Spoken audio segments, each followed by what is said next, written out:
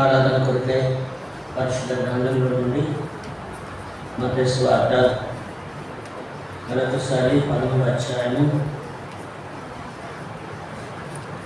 మత్తయి సువార్త 11వ అధ్యాయము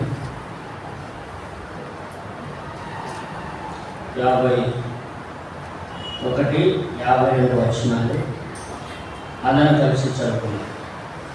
మత్తయి సువార్త 11వ అధ్యాయము 51వ వచనము 52వ వచనము అందరం కలిసి చదువుతాం. వీటన్నింటినీ మీరు గ్రహించుకురాని వారిని వారు గ్రహించుకున్నది ఆయన అందువలన పరలోక రాజ్యంలో శిష్యుడిగా చేరిన ప్రతి శాస్త్రీయుడు తన ధననిధిలో నుండి కొత్త పదార్థములను పాత పదార్థములను వెలుపలికి తెచ్చు ఇంటి యజమానులను కూడున్నాడని వారితో చెప్పాను. అలాగే సాయంకాలం రండి. మార్క్స్ వార్త 4వ అధ్యాయము 33-34 వచనాలు అందరం కలిసి చదువుతున్నాము. మార్క్స్ వార్త 4వ అధ్యాయము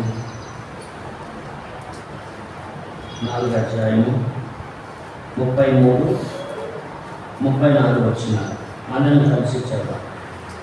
వారికి వినుటకు శక్తి కలిగినటువంటి ఇలాంటి అనేకమైన ఉపమానములను చెప్పి ఆయన వారికి వాక్యము బోధించింది. ఉపమానం యొక్క వారికి వివరింపలేదు, కానీ ఒంటరిగా ఉన్నప్పుడు తన శిష్యులకు అన్నింటినీ విశాలపరచను. ప్రార్థన చేస్తున్నాం. ఈ భాగంలో ఉదయకాల ఆరాధన కొరకై పరిశుద్ధాత్మ దేవుడు సహించుటకు ప్రవేశించుదాం. కళ్ళు మూసుకున్నా. మోకరించగలిగిన వారు మోకరించండి, మోకరించలేని వారు కళ్ళు వంచి కళ్ళు మూసుకోండి. మా ప్రేమ గల తండ్రి, దయగల మా ప్రభువా, పరిశుద్ధుడాన్ని పాదంలో కొందరు స్థితిలో స్తోత్రాలు చెల్లిస్తున్నాం. దయగల తండ్రి, గడిచిన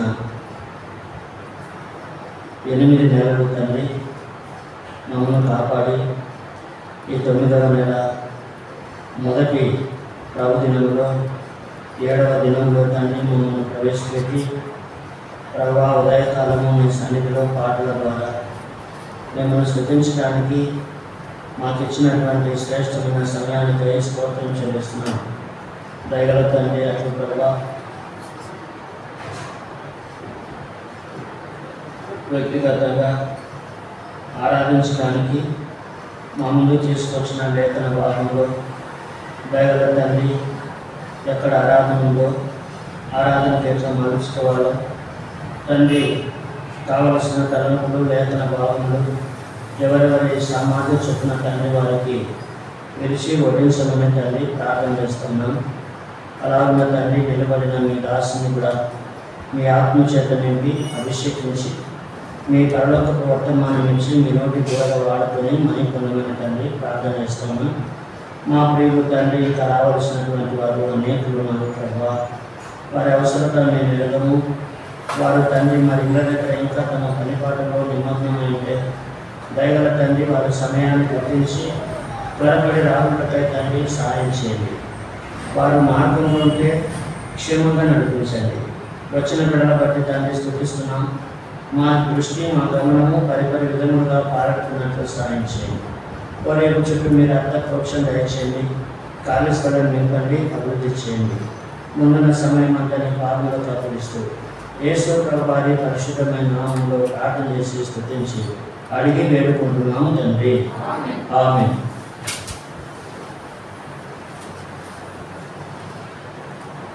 చేస్తున్నందుకు కదా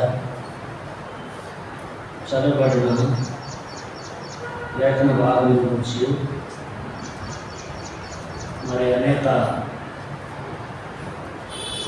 దినముల నుండి మనము ఈ అధ్యాయం మీద మనం ధ్యానిస్తాము.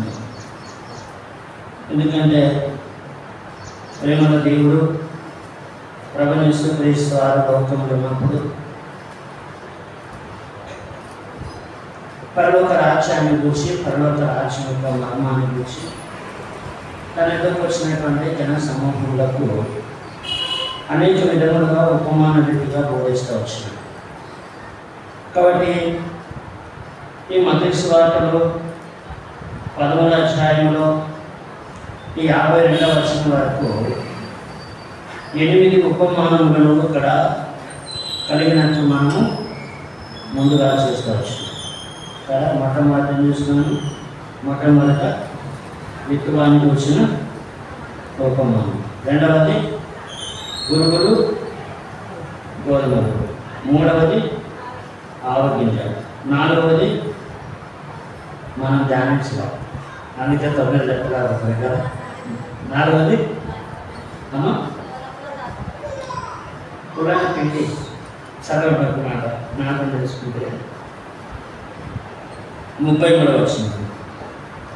ఆయన మరొక ఉపమానం వారితో చెప్పాను.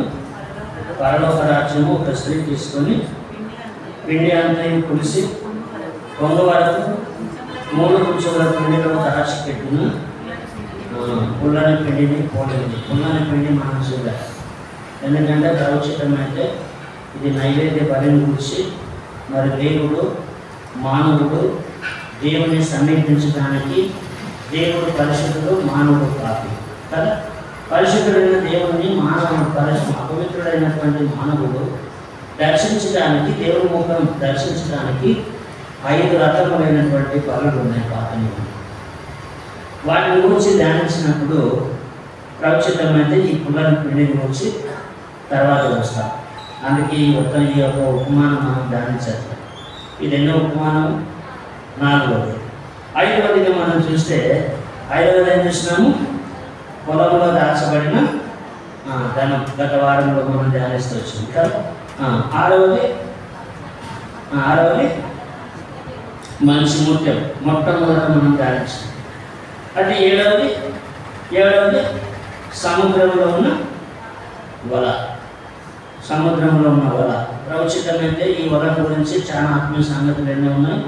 కాబట్టి దీన్ని ప్రత్యేకంగా సాయంకాలం సువార్త మీటింగ్లో మనము ఈ వలను గురించి దీన్ని ధ్యానిస్తాం కొద్ది రోజులు. అయితే 8వదిలో మనం చూస్తే ఇప్పుడు ప్రమేయం అంటున్నాడంటే వీటన్నిటిని గురించి వారిని అడుగుతా ఉన్నాడు శిష్యుడు. ఏమంటున్నాడు? 50వ వచనం చూడండి. ఏమంటున్నాడు? వీటన్నిటినీ మీరు గ్రహించుకుని వారిని అడుగగా వారు గ్రహించింది మనది.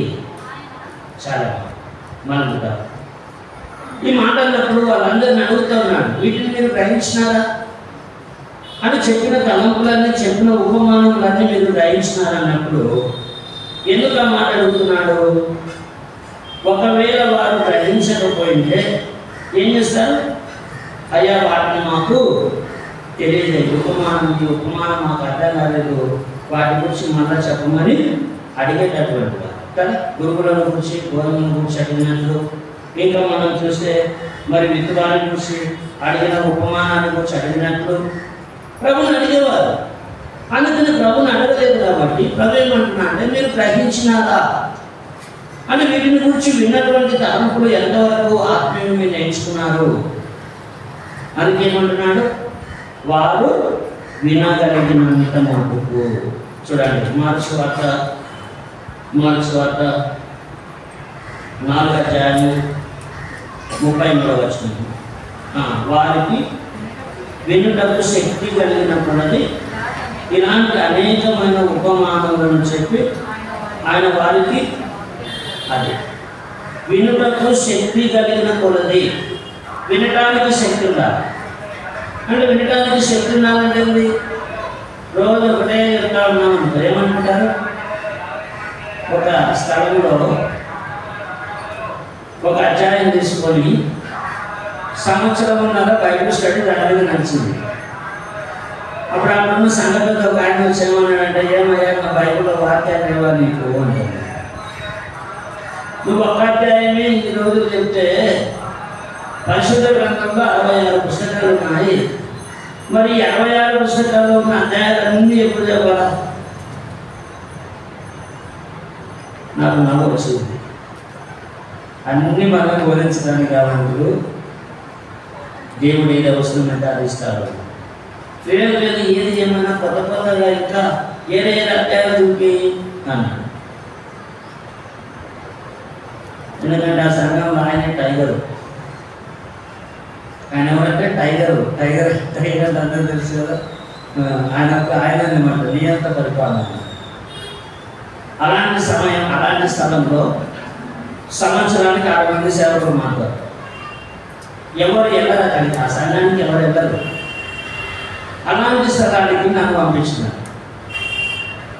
వెళ్ళిన తర్వాత వాక్యం చెప్తే తర్వాత విన్నాడు, లేదు మాకు ఆయన కావాలని చెప్పి తీసుకొచ్చుకున్నాను. ఎందుకు ఎవరు చెప్పలేదంటే వచ్చిన సేవకులకే వాక్యం చెప్పాడు. ఏమయ్యా వాక్యం అంటుంది కదా, నువ్వు ఇట్లా చెప్తున్నా, కళ్ళు మూసుకొని కూర్చుంటాడు అనుకో, మళ్ళీ కూర్చుంటాం.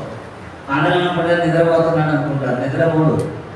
ఎక్కడైనా సేవకుడు ఏదైనా తప్పు చెప్తే వెంటనే ఇంట్లో తీసుకుపోయి అంతా అయిపోయిన తర్వాత లోపలికి తీసుకుపోయి గిఫ్ట్ ఇచ్చేటప్పుడు కాదయా వాక్యం ఇట్టుంది, నువ్వు ఎందుకు అట్లా చెప్పినామని చెప్పి ఆయన విమర్శిస్తాడు.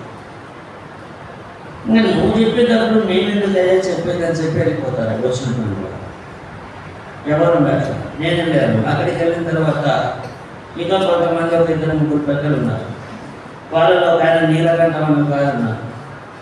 ఆ నీలకంఠం బయటకు వచ్చిన తర్వాత వాక్యం అంతా అయిపోయినాక ఆయన కనపడతాడు. నన్ను బస్ ఎక్కడానికి వచ్చినాడు, పరిసరికి వెళ్ళాను. నన్ను చూస్తున్నాడు, ఆయన కనపడుతున్నాడు. సాటు బంకులు దాక్కున ఇళ్ళ చదువున ఎట్టగో ఆయన కనపడకుండా వచ్చి పశువులోకి వచ్చినాడు. వచ్చి 2 చేతులు ఎత్తి దండం పెడుతున్నాడు. అన్న, ఇప్పటికీ 1 సంవత్సరంలోనే 6 మంది సేవకులు మారినారన్న. దయచేసి మీరైనా మా సంఘంలో ఉండి ఆయన అడిగినప్పుడు సరే అనే ఒక మాట అనండి అన్న. సరే అని చెప్పి మీ పరిచయం మీరు చేయండి అన్న. ఆయనకు ఎవరు నచ్చట్లేదు అని అన్న. సరే ప్రభు చిత్తమైంది, పంపించినారు. పంపించిన తర్వాత ఆయన ఏం చేస్తారంటే ఈరోజు వర్తమానం చెప్పమంటారు. పలానా అధ్యాయం తీసుకొని పలానా వచనంలో పలానా దాంట్లో ఈరోజు దాని గురించి చెప్పు అని చెప్తారు. దాని గురించి చెప్పినప్పుడు ఆయన మనసు సంతోషిస్తే ఆనందపడతారు. లేకుంటే ఏందయ్యా వారు చెప్పినామని సేవకు విమర్శించారు. 1 వారం అయిపోయింది, 2 వారాలు అయింది, 3 వారాలు అయింది, 4 వారాలు అయింది. ఆయన చెప్పినట్లే చెప్తా వస్తున్నాను. అన్నీ విన్నాడు. కూర్చొనబ్బా అయ్యా నువ్వు నాకంటే 70 ఏళ్ళు ముందు పుట్టాల్సినాను కదా, ఈనాటి సేవకు నేను ఎక్కడ చూడలేదు, చాలా సంతోషమయ్యాను. ఇక తర్వాత 5వ వారం తీసుకుని ఒకటే చెప్పిన, నీకు భయపడి నీ అధికారానికి, నీకున్న హోదాకు, నీకున్నటువంటి ఆధిక్యతను బట్టి సేవకులు నీకు భయపడిందని చెప్పింది చెప్పవచ్చు. కానీ సేవకులు నువ్వెవరు ధృవీకరించలేవు. ఎందుకంటే సేవకుడు ఎవరు సేవకుడు అంటే ఎవరికి సేవకుడు? ఎవరి సేవకుడు? దేవుడికి సేవకుడు. దేవుడు పిలిస్తే సేవకు వచ్చినాం కాబట్టి దేవుని సేవకుడిని దేవుడు ఎన్నడూ తన దాసుని ధృవీకరింపనియడు. నీ సంతోషం కొరకు నిలబడినట్లు చెప్పితే నువ్వు ఒక్కరిని సంతోషపడతావు, ఆనందపడతావు. వచ్చిన సంఘం 300 మంది ఏమవుతారు? నిరాశగా వెళ్ళిపోతారు. అంటే వాళ్ళకి అర్థం కాదు చెప్పే సంగతి. కాబట్టి ఇది దైవికమైనటువంటి ఆలోచన కాదు, ఇది సైతాన్ ఆలోచన అని చెప్పింది. దాంతో ఏమనుకున్నాడు కానీ మొత్తానికి దగ్గరికి వచ్చాయా నా బుద్ధిహీనతను మన్నించు. అప్పటికి ఆయన 74 సంవత్సరాల వయసు. అది నా బుద్ధిహీనతను క్షమించు. దేవుడు నీకు ఏది ప్రేరేపిస్తే సంఘక్షేమం కొరకు అదే నువ్వు బోధించయ్యా. ఇక నుంచి నేను ఎలాంటి ప్రశ్నలు నేను వేయను, ఎలాగో నేను అడగనయ్యా అని చెప్పి చేతులు పట్టుకొని వెళ్ళిపోయినాడు. సరే, ఎందుకు ఆ మాట చెప్తున్నానంటే వినటానికి శక్తి కలిగిన కొలది. అంటే మనకు దినదినం ఏం కావాలా?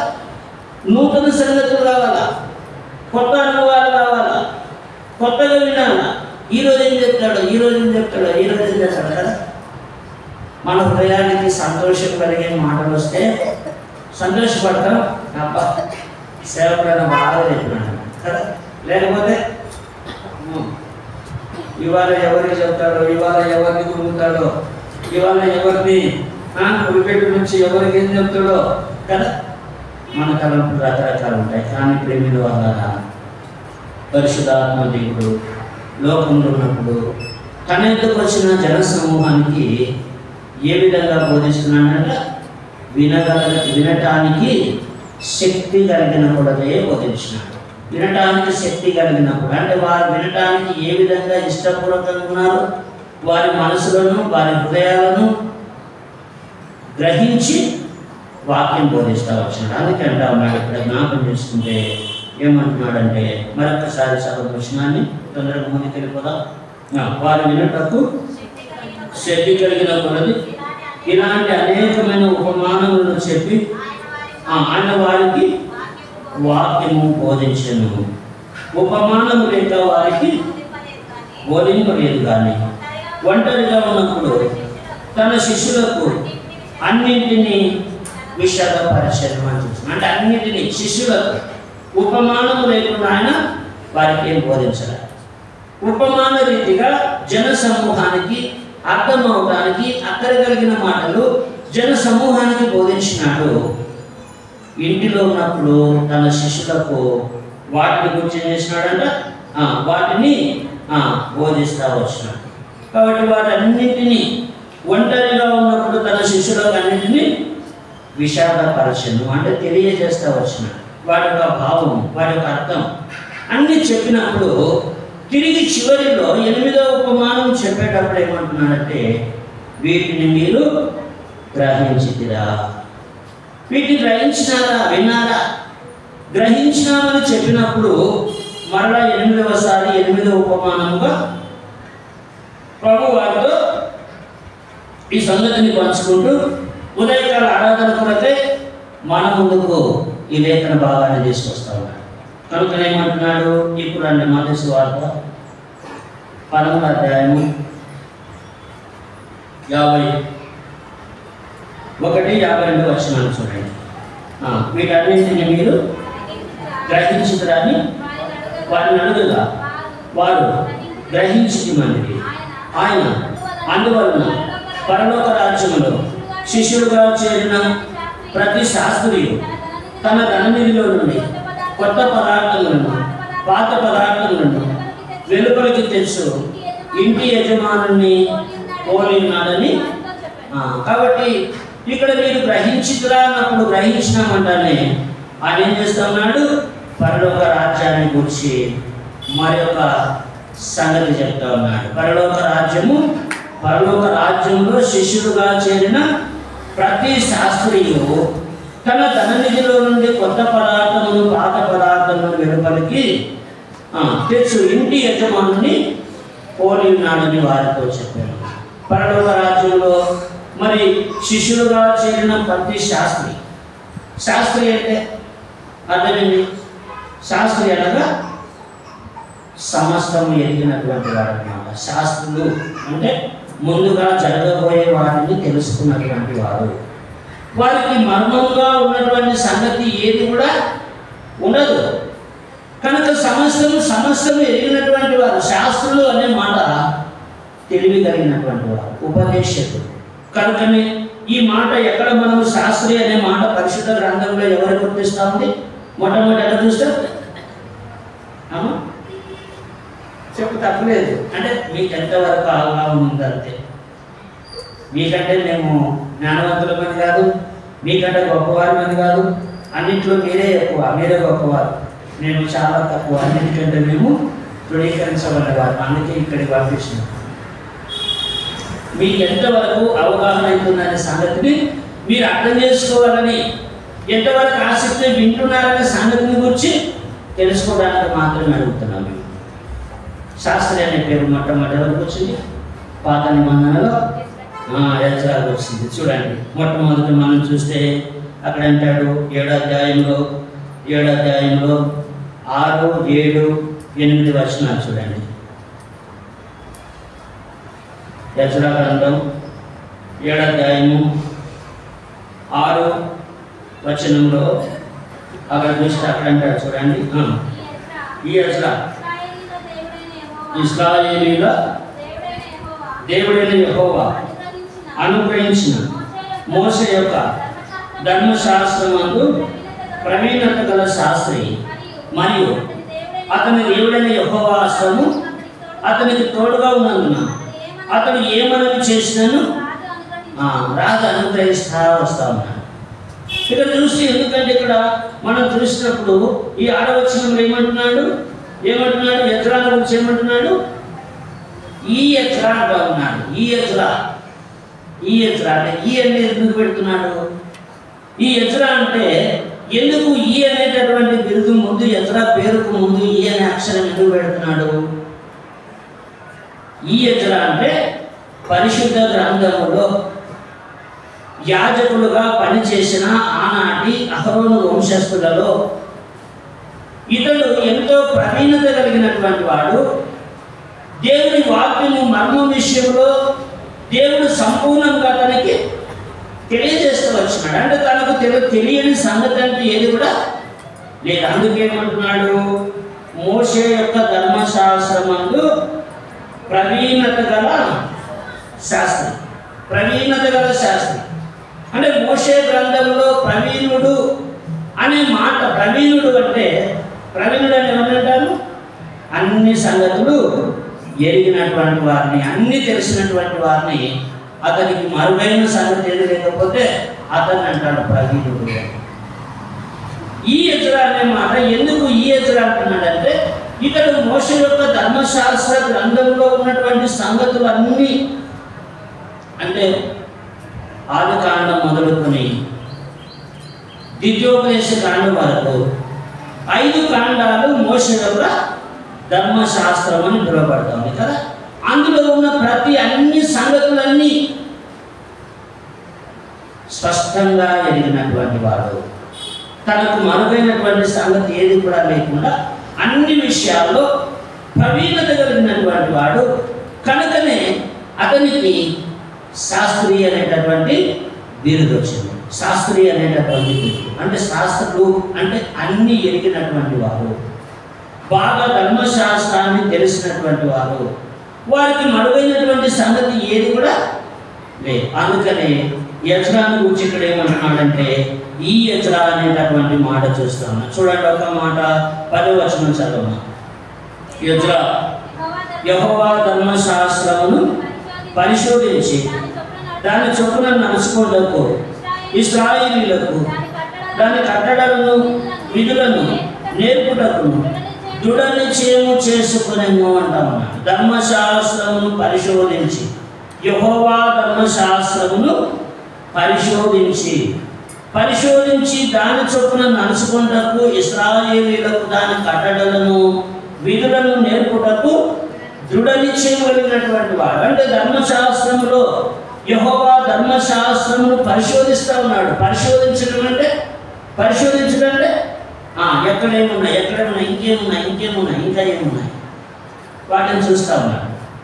వాటిని చూసి ఇంకా పరిశీలించి ఇంకా ఏ విధంగా దేవుడు చేసిన మేలు ఆత్మీయంగా ఇశ్రాయేలు ప్రజలు నడవటానికి, వారి యొక్క విశ్వాస జీవితానికి కావలసినటువంటి సంగతులను ఇంకా పరిశోధిస్తూ ఉన్నాడు. పరిశోధించి వాటిని చూస్తూ ఉన్నాడు. అందుకనే జ్ఞాపకం చేసుకుంటే ఇంకొక మాట చూడండి, 2వ అధ్యాయంలో 62, 63 వచనాలు చూడండి. ఎజ్రా గ్రంథం 2వ అధ్యాయము 62వ వచనం చూడండి. వీరు వంశావళి లెక్కలో తమ పేరులను వెతికినప్పుడు అవి కనబడకపోయినందున యాజక ధర్మంలో నుండి ప్రత్యేకింపబడి అపవిత్రులుగా ఎంచబడి మరియు పారసిక అధికారి ఉరీము తుమ్మీమును ధరించుకున్న ఒక యాజకుడు ఏర్పడే వరకు మీరు ప్రతిష్ఠితమైన వస్తువులను భుజింపకూడదని వారికి ఆజ్ఞాపించింది. సమాజం యొక్క లెక్క మొత్తం 42,360 మంది అయ్యి అంటారు. ఎందుకు ఈ మాట చెప్తున్నాడు? ఎందుకు ఇక్కడ మరి ఈ వంశావళిని చూపించినాడు అంటే ఎందుకు ఈ మాట ఇక్కడ సందర్భంలో రాస్తున్నాడంటే 2వ అధ్యాయంలో ఇశ్రాయేలు ప్రజలు బబులోనుకు తిరిగి వచ్చిన తర్వాత ఎజ్రాను శాస్త్రి అని పిలుస్తూ ఉన్నారు. అయితే ఇక్కడ ఇంకా కొత్త నిబంధనలు ఎవరున్నారు? అనేక మంది శాస్త్రులు ఉన్నారు. శాస్త్రులు పరిశీలు అనేకులు ఉన్నారన్నమాట. అయితే ఆ శాస్త్రులు ఎవరు? ఆ శాస్త్రి ఎవరు, ఇక్కడ ఉన్నటువంటి ఈ శాస్త్రి ఎవరంటే ఈ శాస్త్రి ఈ ఎజ్రా అహరోను యొక్క వంశములో నుండి వచ్చినటువంటి వాడు.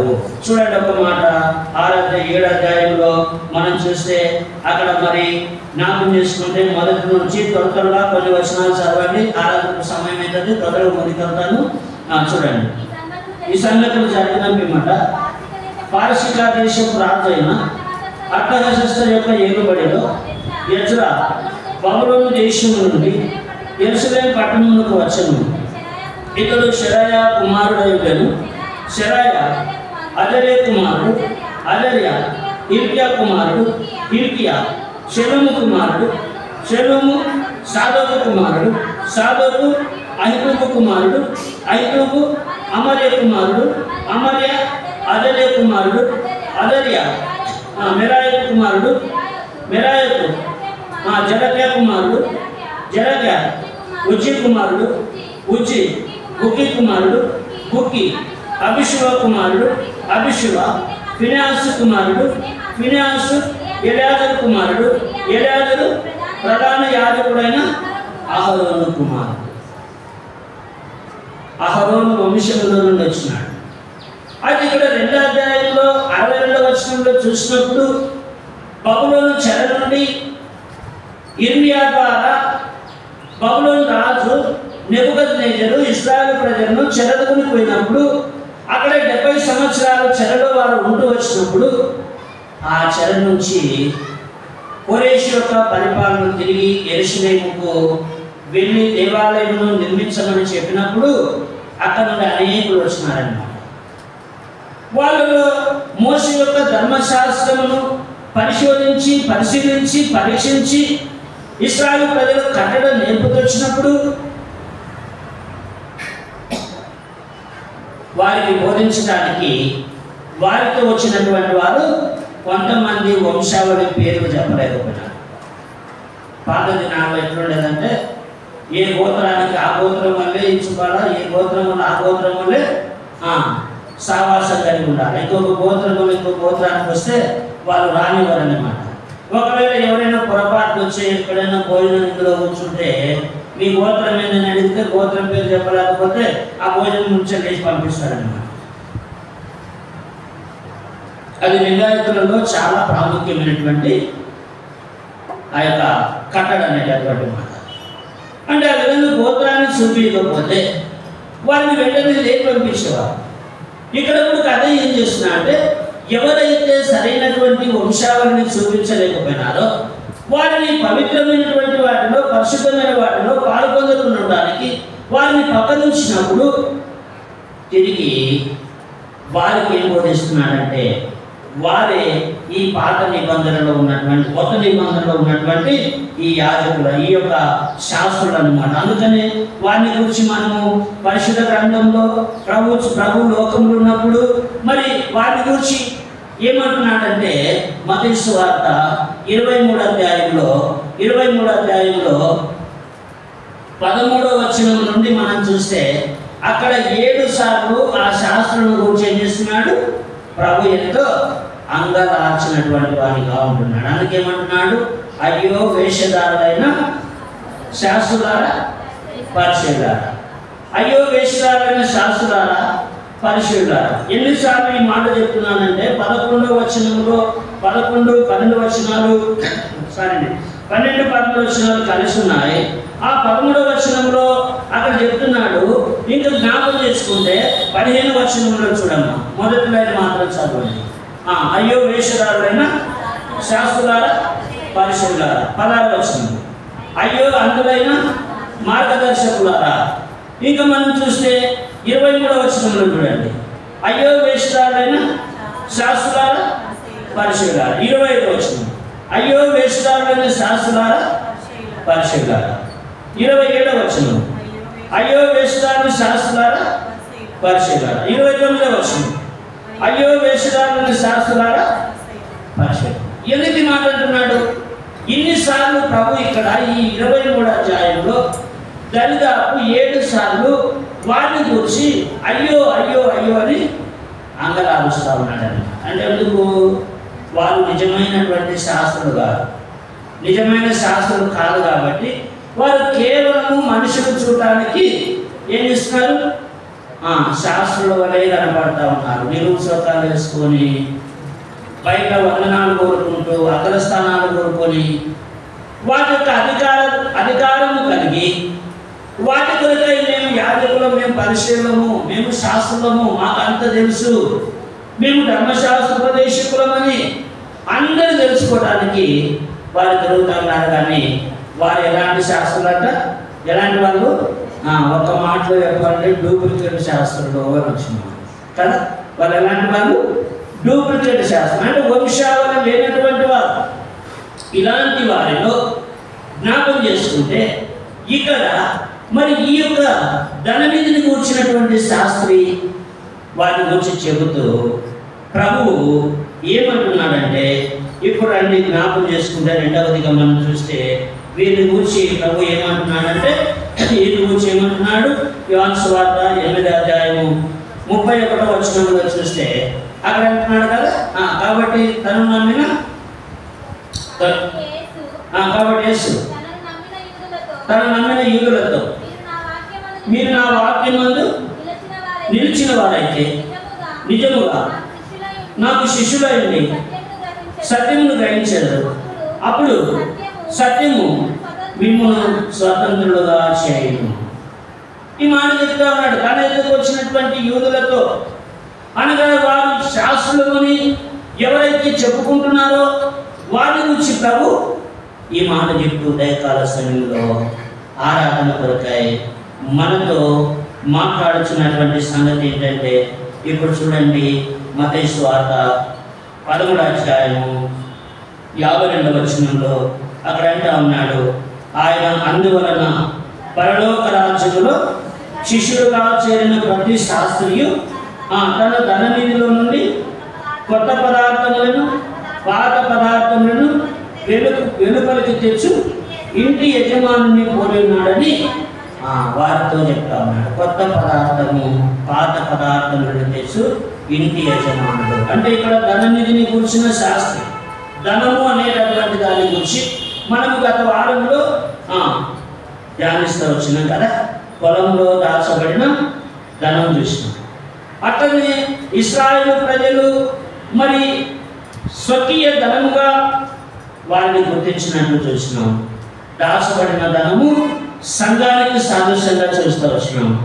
అయితే ఈ ధనము దేనిని చూపిస్తుందంటే, ధనము అనేటటువంటిది దేవుని వాక్యానికి సాదృశ్యంగా ఉంది. ప్రేమిల వల్ల ఈ ధనము దేన్ని చూపిస్తూ ఉందంటే, ఇది దేవుని వాక్యానికి సాదృశ్యంగా ఉంది. ఇక్కడ ఉన్నటువంటి ఈ యొక్క మరి జ్ఞాపకం చేసుకుంటే ఇందులో మరి ఆ యొక్క శిష్యుడు అనేటటువంటి మాట ఎవరికి వర్తిస్తుందంటే సేవకునికి సాదృశ్యంగా ఉంది. అట్లనే మరి ఆ యొక్క ధననిధి అనేటటువంటి దేవుని వాక్యాన్ని చూపిస్తూ ఉంది. రెండవది మరి ఇక్కడ చూస్తే సేవకుడు శిష్యుడు అనగా దేవుని సేవకునికి సాదృశ్యంగా ఉంటున్నాడు. ఈ కొత్త నిబంధన మరి కొత్త పదార్థము పాత పదార్థము అనేటటువంటి రెండు కూడా దేన్ని చూపిస్తుందంటే, వీటిని మరి అందులో ఉన్నటువంటి సంగతులను గురించి మనకు బోధించడానికి శిష్యుడైనటువంటి వాడు ఏం చేయాలంటే పాత దాంట్లో నుంచి కొత్త పదార్థము, పాత పదార్థంలో నుంచి వారికి కావలసినటువంటి సంగతులను వివరించేటటువంటి వారుగా ఉన్నారు. కనుకనే వీటి గురించి మనం జ్ఞాపకం చేసుకుంటే మరి ఈ యొక్క మరి వంశావళి లేనటువంటి వారు ఎవరిని చూపిస్తున్నారంటే, వీరు పేరుకు శాస్త్రులే కానీ లోపల వారిలో ఏమాత్రము దైవికమైనటువంటి విధానం లేదు. అందుకే ప్రభువారిని అడిగినప్పుడు ఏమంటున్నాడు? ఇప్పుడు చదవమ్మా 33 వచ్చిన యోహాను సువార్త 8వ అధ్యాయము 32-33 వచ్చినాను చూడండి. అప్పుడు సత్యమేమును స్వతంత్రులుగా చెందని చెప్పగా వారు, మేము అబ్రాహాము సంతానము, మేము ఎన్నడను ఎవరికి దాసులము అయి ఉండలేదే, మీరు స్వతంత్రులుగా ఉండరని చేయబడదురని. అది ఏమంటున్నారు? మేము ఎప్పుడు ఎన్నడూ ఎవరికి దాసులమై ఉండగా, మేము దాసులం కాదు అని ఎవరికి దాసులం మేము కాదు. అదే ప్రవీణ్ అంటున్నాడు, పాపము చేయు ప్రతివాడు పాపమునకు దాసుడు. అందుకని ఆ శాస్త్రులు ఎప్పుడైతే సత్యాన్ని గ్రహించకుండా వారు శాస్త్రం అని చెప్పుకొని మనుషులను భ్రమపరుస్తూ ఉంటే వారిని గురించి ప్రభు ఎంతగా వేదన పడుతూ వారిని గురించి అందుకే అంగలార్పు అనే మాట చూస్తున్నాం. అయ్యో అనే మాట దేన్ని చూపిస్తూ ఉంది? అంగలార్పును చూపిస్తూ ఉంది. అయ్యో అయ్యో అయ్యో అయ్యో 7 సార్లు ప్రభువులను చూసి అయ్యో అయ్యో అయ్యో అయ్యో అంటాం. అయ్యో వేషధారులైన శాస్త్రులారా, పరిశీలారా, అయ్యో అయ్యో అయ్యో అంటే ఇంకా మీరు తెలుసుకోలేకపోతున్నారే, ఇంకా మీరు ఎరగట్లేదే. వారిని గురించి ఎంతో దుఃఖంతో ఈ మాటలు చెబుతూ ఇక్కడికి వస్తే వారు నా వాక్యం మందు నిలిచిన వారైతే నాకు శిష్యులై ఉంటారంటే మేము ఎన్నడూ ఎవరికి దాసులము కాదు. దాసులు కాదా? మొట్టమొదట వారు బబులోను చెరలో ఉన్నప్పుడు వారు వంశావళి లేనటువంటి వారిని చూపుతూ వచ్చినాడు. అక్కడనే రెండవది మనం చూస్తే వారు 3 విధములైనటువంటి దాస్యంలో ఉంటా వచ్చినారు. మొట్టమొదట ఇశ్రాయేలీలు ఎవరికి దాసులు? ఐగుప్తీయులకు దాసులుగా ఉంటున్నారు. ఆ సంగతి ఎవరు చెప్పినారు? దేవుడు అబ్రహాముకు ప్రత్యక్షమైనప్పుడు అబ్రహాముతోనే చెప్తూ వచ్చినాడు. చూడండి, త్వరగా ఒక మాట ఆదికాండంలో మనం చూస్తే 2:15 అధ్యాయంలో 13వ వచనంలో అక్కడ అంటాడు. చూడండి, త్వరగా చదువుకున్నాం. ఆయన నీ సంతతి వారు తమది కాని పరదేశమందు నివసించి ఆ దేశపు వారికి దాసులుగా ఉందరు. వారు 400 ఏళ్ళు వీరిని శ్రమ పెట్టుదురు. వీరు ఎవరికి దాసులైందో ఆ జనమునకు నేనే తీర్పు తీర్చదను. తర్వాత వారు మిక్కిలి ఆశతో. కాబట్టి ఇక్కడ ఏం చెప్తున్నాడు? నీ సంతతి వారు తమది కాని పరదేశమందు నివసించి ఆ దేశపు వారికి దాసులైతారు. ఆ దేశపు వారికి దాసులు అని చెప్తున్నాడు. ఎప్పుడు చెప్తున్నాడు అబ్రాహాముకి మాట? ఎప్పుడు చెప్తున్నాడు? అప్పుడు అబ్రాహాముతో దేవుడు దర్శించి ఈ మాట చెప్పినప్పుడు అబ్రాహాముకి ఎంతమంది సంతానం ఉన్నారు? ఎంతమంది ఉన్నారు? సంతానం ఎంతమంది అబ్రాహాముకు? లేదు. అబ్రాహాముకు సంతానమే లేదు. అబ్రాహాముకు సంతానం లేనప్పుడు, ఎవరు లేనప్పుడు దేవుడు అబ్రాహామును ఆశీర్వదించి అబ్రాహాము గురించి మాట్లాడుతూ ఏమంటున్నాడంటే, పైన ఒక వచనం అంటాడు. చూడండి, అక్కడ చూస్తే ఏమంటాడంటే, మొదటి వచనం చూడమ్మా.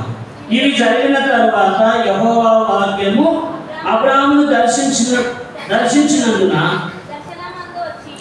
దర్శనమందు వచ్చి, అబ్రామా భయపడకుము, నేను నీకు కేడము నీ బహుమానమును అత్యధికమవునని చెప్తాను. కాబట్టి అబ్రాహాము భయపడద్దు, నీ బహుమానము నీ కేడము నేను అత్యధికం చేస్తానంటే నేను ఎక్కువగా ఆశీర్వదించిన నీ ధనము, నీ గొర్రెలు, నీ గేదెలు, నీ యొక్క పశువుల మందలు, నీ బంగారం, నీ ధనం అంతా, నీ పనివారు, నీకు ఎక్కడ లేనటువంటి ధనం ఇచ్చినానంటే అబ్రాహాము ఏమంటున్నాడు? నాకు నిర్దించినాక కదా, ఇవి కాదు నాకు కావాల్సింది, ఈ ధనం కాదు, నా వంశావళి కావాలా, నాకు ఒక కుమారుడు కావాలా, ఆ కుమారుడు లేకపోతే నేనేమన్నా అయిపోతే ఈ ఆశ్రయంలో నాకెందుకు? నువ్వు ఎన్ని ఇచ్చినా కదా, ఇవన్నీ ఎవరు తీసుకుంటారు? ఎవరైతే నమ్మకం ఉన్నారో వాళ్ళకి పోతాయి కదా.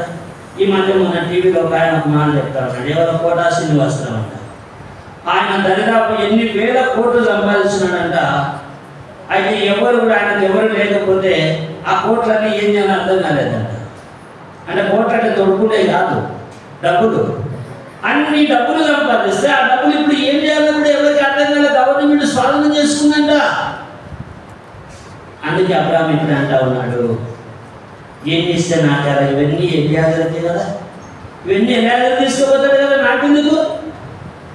అయితే దేవుడు అంటున్నాడు, నీ బహుమానం అత్యధికం చేస్తా, నీకు సంతానం ఇస్తా, నీ సంతానాన్ని ఆశీర్వదిస్తా. వారు తమది కాని పరదేశానికి దాసులైపోతారు.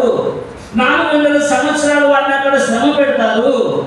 వారు అక్కడ నుండి తిరిగి మాత్రం ఈ దేశానికి వస్తారు. అక్కడి నుంచి వాళ్ళ మిక్కిలి ఆశతో తీసుకొని వస్తారు. నమ్ముతాము. అబ్రాహాము వయసు అప్పటికే దరిదాపు మరి 80 సంవత్సరాలు దాటిండొచ్చు. ఎందుకంటే ఆ తర్వాత మనం చూసినప్పుడు మరి 15వ అధ్యాయంలో చూస్తే అక్కడ ఇస్మాయిల్ను మరి దేవుడు అనుగ్రహిస్తూ వచ్చినాడు. 17వ అధ్యాయంలో చూసినప్పుడు అబ్రాహాము యొక్క వయసు ఎంతంట? 90 ఏళ్ళ వాడైనాడు. 99 ఏళ్ళు అంటే ఒక్క సంవత్సరం దాకా 100 ఏళ్ళు. అటువంటి సమయంలో నేను సర్వశక్తి గల దేవుడను అని చెప్పి ప్రత్యక్షమైనాడు. 21వ అధ్యాయంలో ఇస్సాకును ఇచ్చినాడు. అక్కడి నుండి మరి జ్ఞాపకం చేసుకుంటూ పోతే సంతానం లేనప్పుడే చెప్పినాడు అన్నమాట. తమది కాని దేశమందు పరవాసులై ఉంటారు. సంతానం పుట్టకముందే కొన్ని 100 ఏళ్లకు 400 సంవత్సరాలకు ముందు జరగబోయే సంగతిని దేవుడు చెప్తే ఇప్పుడు వీళ్ళేమంటున్నారు? మేమెవరికి దాసులం కాదు. అందుకే అంటున్నాడు, ఒకటి బబులోనుకు దాసులు యూదులు. రెండవదిగా మనం చూస్తే రెండవ దినవృత్తాంతములు ఒకసారి ఒక మాట చూడండి. నిర్గమకాండము 2వ అధ్యాయము 23-24 వచనాలు చూస్తే అక్కడ వారు పెట్టినటువంటి మొర, ఐగుప్తులో వారు పెట్టిన మొర దేవుని సన్నిధికి చేరిన. తొందర చూడమ్మా. అలాగున అనేక దినములు జరిగిన మీదట ఐగుప్తురాలు చనిపోయిన ఇశ్రాయేలీయులు తాము చేసిన వేటి పనులను బట్టి నిట్టూర్పులు విడుచుకుంటారా? తమ వెట్టి పనులను బట్టి వారు పెట్టిన మొర దేవుని యొద్దకు చేరెను.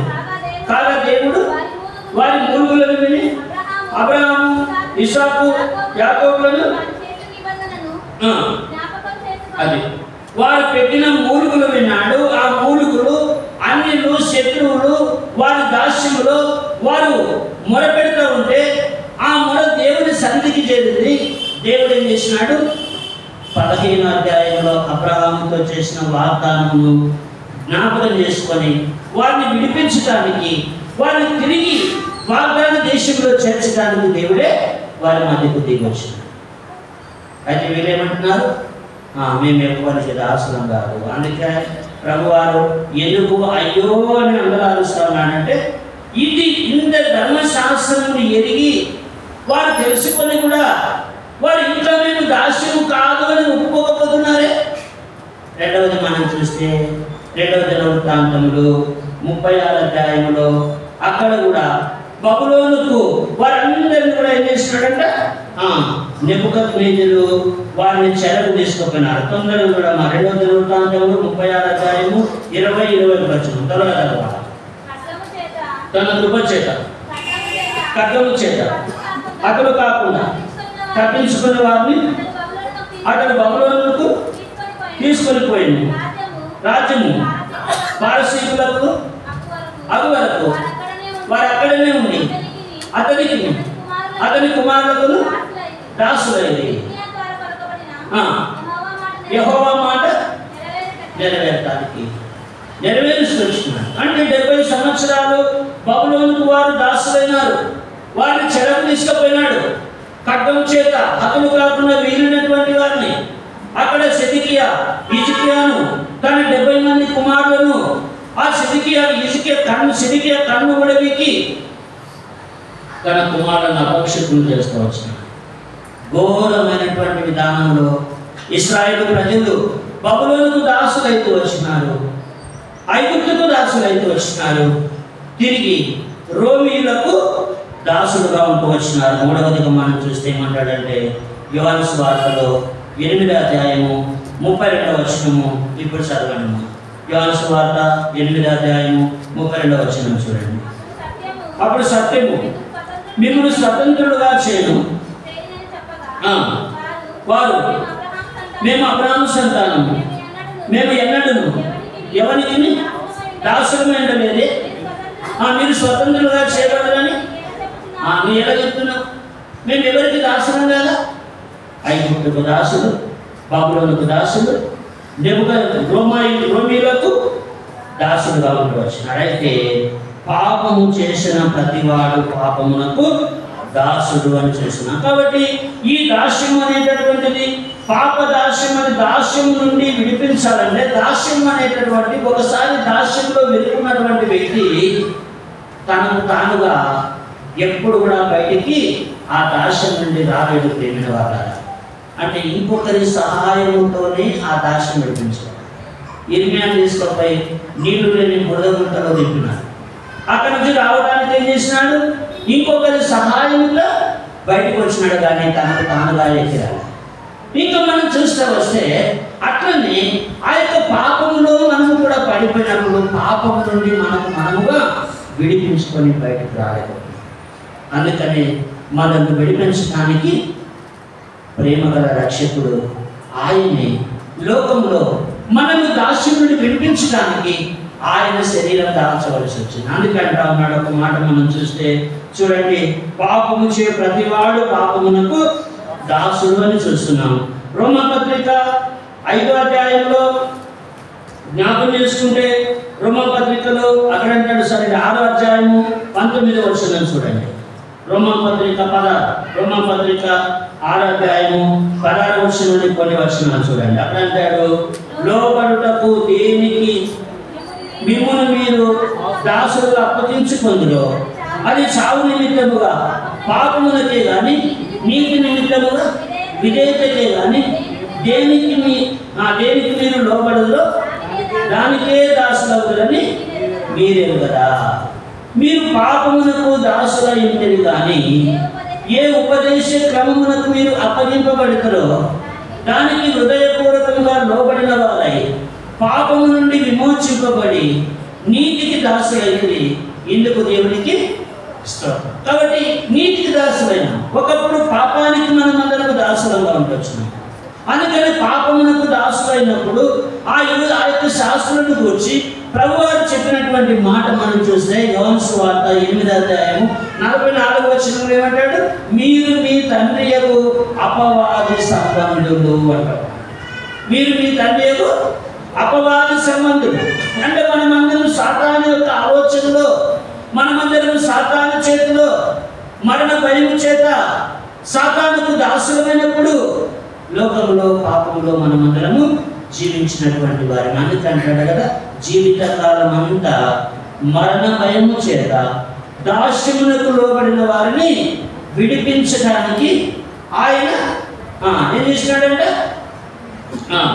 ఆయన ఒక మాట పత్రిక 2వ అధ్యాయంలో 17వ వచనం త్వరగా చదవండి. జీవితకాలం అంతా మరణ భయం చేత దాస్యమునకు లోబడిన వారిని విడిపించడానికి ఆయన కూడా రక్త మాంసములో మారేవాడు. జీవితకాలం అంతా మనం మరణ దాస్యంలో ఉన్నాం. ఆ మరణం నుండి దాస్యమును విడిపించడానికి మనల్ని నీతిమంతులుగా చేయడానికే ఆయన వచ్చిన. అందుకంటున్నాడు, లోబడుటకు దేనికి మిమ్మును మీరు దాసులుగా అప్పగించుకొందురో అది చావు నిమిత్తముగా పాపములకే కానీ నీతి నిమిత్తముగా విధేయతకే కానీ మీరు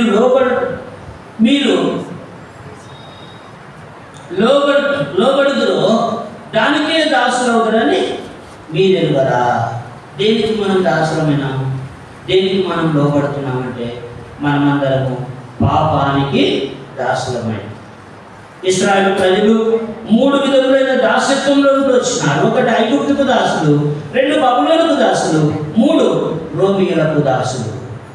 4వదిగా లోకంలో ఉన్నటువంటి మనము పాపానికి మనము దాసులము, సాతాను చేతిలో బందీలముగా మనం ఉంటూ వచ్చినాము. అందుకని ఈ పాప దాస్యం నుండి విడిపించడానికి ప్రభువారు వారిని దర్శించినప్పుడు వారు దేవుని మాటను ఈ మాటను లక్ష్య పెట్టారు. అందుకే వారిని గురించి ఏం చేస్తున్నాడంటే అయ్యో అయ్యో అయ్యో అని అంగలారుస్తూ వచ్చింది. ఉదయకాల సమయంలో అట్టి దాస్యం నుండి మనల్ని విడిపించి మనలను ఆ యొక్క నీతికి దాసులుగా చేయడానికి పాపము నుండి మనల్ని ఏం చేస్తున్నాడంటే విమోచింపబడి అంటున్నాడు. అందరం చదువుతాయి వచ్చినాడు చూడండి. 18వ వచనము రోమపత్రిక 6వ అధ్యాయము 18వ వచనం అందరం చదువు. కాబట్టి ఆ పాపము నుండి విమోచింపబడి నీతికి దాసులైతే ఎందుకు దేవునికి స్తోత్రం. కాబట్టి ఎందుకు దేవుని స్తోత్రం అంటే ఎందుకు ఆరాధించాలి? అది ఆరాధన దేవుని ఆరాధించడానికి ప్రభువా, ఒకప్పుడు నా యొక్క బలహీనతను బట్టి నేను కూడా సాతాను చేతిలో బందీగా ఉండి సాతానుకు నేను దాసుడనైనప్పుడు ఆ దాస్యంలో ఉండి నిత్య నాశనానికి నరకానికి జరుగుతున్నప్పుడు నా పాప దాస్యం నుండి నన్ను విడిపించి నన్ను స్వతంత్రం చేసినావు, నీతిమంతుని చేసినావు. ఇప్పుడు నీతికి దాసుని చేసినావు కనుక ఆ పాపము నుండి విమోచించినందుకు నీకు స్తోత్రము. అది ఆరాధన. అందుకని ఇక్కడ ఏమంటున్నాడంటే, జ్ఞాపకం చేసుకుంటే చూడండి, ఒక మాట చూస్తే ఏమంటాడంటే రోమపత్రికలో 8వ అధ్యాయంలో 2వ వచనంలో ఒక మాట అంటాడు. చూడండి, రోమపత్రిక 8వ అధ్యాయం 2వ వచనంలో అంటాడు, క్రీస్తు యేసునందు జీవమునిచ్చు ఆత్మ యొక్క నియమము పాప మరణముల నియమము నుండి నన్ను విడిపించను. కాబట్టి పాప మరణముల నుండి నన్ను విడిపించింది యేసు క్రీస్తు నందు జీవమునిచ్చు ఆత్మ. ఇప్పుడు జీవింపజేస్తూ వచ్చినాడు, స్వతంత్రం చేసినాడు, నీతిమంతులు చేసినాడు, పాపం అనే దాస్యం నుండి మనం విడిపించినాడు. అందుని బట్టి ఏం చేయాలా? ప్రభువు మనం ఆరాధించే వారిగా ఉండాలా. అట్లు మన మీద మన పాపం అంతా కూడా మన మీద రుణస్థులముగా మనం ఉన్నప్పుడు మన అపరాధములతో పాపలతో మనం అందరము చచ్చిన వారిగా ఉండవచ్చు. ఒక మాట చూడండి, కొలస్సీలకు రాసిన పత్రిక 2వ అధ్యాయము 13వ వచనంలో జ్ఞాపకం చేసుకుంటే అక్కడ అంటాడు, కొలస్సీ పత్రిక 2వ అధ్యాయము 13, 15 వచనాలు కలిసి ఉంటాయి. అందరం కలిసి చదువుదాం రండి. కొలస్సీ పత్రిక 2వ అధ్యాయము 15 వచనం, 13, 15 కలిసి ఉన్నాయి, కలిసి చదువుదాం రండి. మరియు అపరాధముల వలన శరీరమును సున్నతి పొందకుండా మీరు మృతులైనగా దేవుడు రాతరూపకమైన ఆజ్ఞల వలన మన మీద రుణముగాను మనకు విరోధముగాను ఉండిన పత్రమును మేకులతో సిలువ కొట్టి దాని మీద చెవిరాతను తుడిచివేసి మనకు అడ్డం లేకుండా దాన్ని ఎత్తివేసి మన అపరాధములన్నింటినీ క్షమించి ఆయనతో కూడా మిమ్మల్ని జీవింపజేసెను. ఆయన ప్రధానులను అధికారులను నిరాయులుగా చేసి సిలువ చేత జయోత్సవంతో పట్టి తెచ్చి బహాటముగా వేడుకకు కనుపరచను. బహాటముగా జయోత్సవంతో సిలువ చేత జయోత్సవంతో వారిని పట్టి, అంటే మన రుణపత్రం అంతా, మన అపరాధములన్నిటినీ క్షమించడానికి మన మీద ఉన్నటువంటి రుణపత్రం అంటే పాపపత్రాన్ని ఆ సిలువకు ఆయన కొట్టివేసి మనలను నీతిమంతులు చేసినాడు. ఇప్పుడు మనము నీతికి దాసులు అంటే ఎట్లయినాము?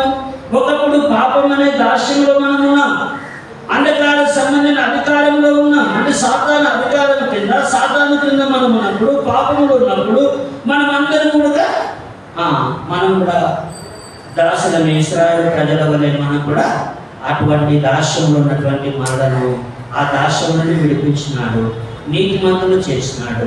ఇప్పుడు మనము ఆ నీతికి దాసునిగా చేసి మన యొక్క శిక్ష అంతా కూడా కలువరి శిలువలో కొట్టివేసింది.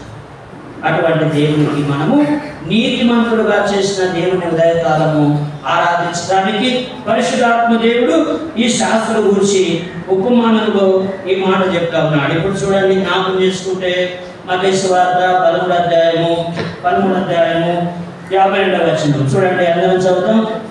ఆయన అందువలన పరలోక రాజ్యంలో శిష్యుడుగా చేరిన ప్రతి శాస్త్రియు తన ధననిధిలో నుండి కొత్త పదార్థములను పాత పదార్థములను వెలుపలికి తెచ్చు ఇంటి యజమాని పోలి ఉన్నాడని వారితో చెప్పారు. కాబట్టి ఆ యొక్క పరలోక రాజ్యంలో శిష్యుడుగా చేరినటువంటి వారు, అనగా శిష్యుడు అంటే సేవకుడని చూస్తూ వచ్చినాము. అట్లనే ధననిధి అనేది దేవుని వాక్యానికి సాదృశ్యంగా ఉంది.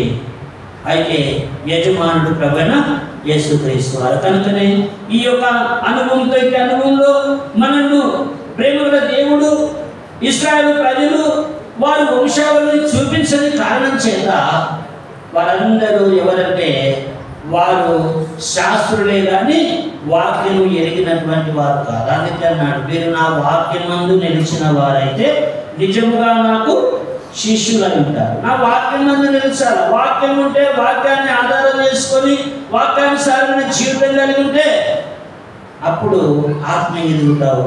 నిజంగా నా స్థితి ఏంటి, నా గతి ఏంటి, ఒకప్పుడు నేను ఎట్లున్నాను, ఒకప్పుడు పాపదాస్యంలో ఉన్నాను కదా, సాతాను బంధకాల్లో ఉన్నాను కదా, అటువంటి నన్ను దేవుడు విడిపించినాడు, పాపను తీసివేసినాడు, నన్ను నీతిమంతుని చేసినాడు, తన బిడ్డగా చేసుకున్నాడు, తన రాజ్యానికి వారసుని చేసినాడు, ఆ పరలోకానికి నేను వారసునిగా ఉండాలి. కాబట్టి ఇంత నా కొరకు క్రయం చెల్లించి నన్ను విమోచించి నన్ను దాస్యం నుండి విడిపించి నీతికి దాసుని చేసినటువంటి దేవునికి నేను స్తోత్రం చెల్లించాలా? అదే ఆరాధన. ఓ ప్రభువా, నిజంగా మరి మా యొక్క పితరులైనటువంటి ఇశ్రాయేలు ప్రజలు నిన్ను ఎరగలేకపోతూ వచ్చినారు. వారు దాస్యంలో నుండి వాక్యంలో నిలిచినటువంటి వారు కాదు. ధననిధిలో నుండి తెచ్చినటువంటి పిల్లలు మాట్లాడకూడదు. ఆ ధననిధిలో నుండి వచ్చినటువంటి వాక్యమును హృదయంలో భద్రపరుచుకొని మనలను పాపదాస్యం నుండి పెంచిన దేవుణ్ణి ఆరాధించే వారిగా ఉండాలి. ఓ దేవా, ఒకప్పుడు నేను కూడా సాతాను బంధకాల్లో, సాతాను యొక్క అధికారం కింద, ధర్మశాస్త్రముకు లోబడి నా పాపమనే రుణపత్రముతో నేను నిత్య నాశనానికి, నరకానికి చేరవలసిన వాడిని. అటువంటి నన్ను నా కొరకు ఆ కల్వారి శిలువలో నువ్వు ప్రాణం పెట్టి ఆ మరణ దాస్యమును, సాతాను అధికారములను విడిపించి నన్ను నీతిమంతునిగా చేసినావు, నీతి రాజ్యానికి వారసుని చేసినావు. అందును బట్టి ఉదయకాలము నా కొద్ది స్తుతి ఆరాధన నీ పాదములకు దినంగా సమర్పిస్తున్నాను. లేచి నిలబడి ఒక చిన్న పాట పాడుకున్నాం. పాట పాడే సమయంలో సండే స్కూల్ పిల్లలు సండే స్కూల్కి వెళ్తారు. ఆ తర్వాత మనము ఆరాధన పెట్టుకుంటాం. రండి.